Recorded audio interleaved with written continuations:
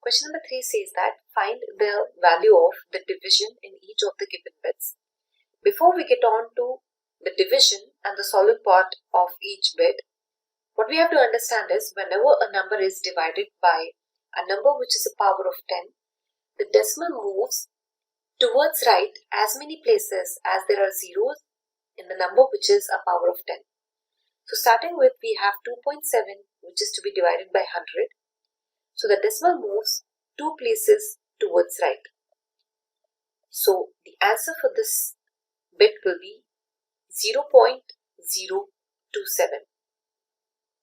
Coming to the second bit, we have 0.3. So the decimal again moves 2 places towards right, and the answer for this becomes 0.003.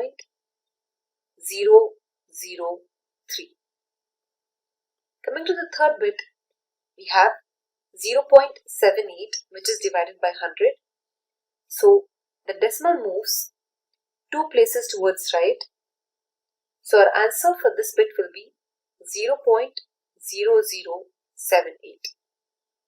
Coming to the fourth bit, we have 432.6 divided by 100.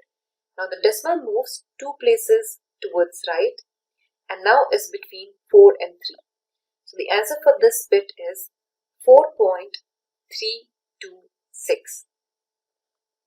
Coming to the fifth bit, we have 23.6 which is divided by 100.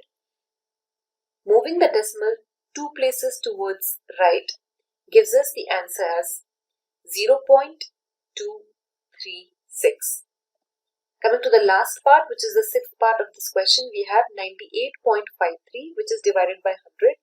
So we will have to move the decimal 2 places towards right, and the answer that we get is 0.9853.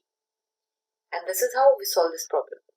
To learn more about how QMath can help you crack school and board exams, explore QMath Leap, a live online classroom program run by highly experienced and committed teachers.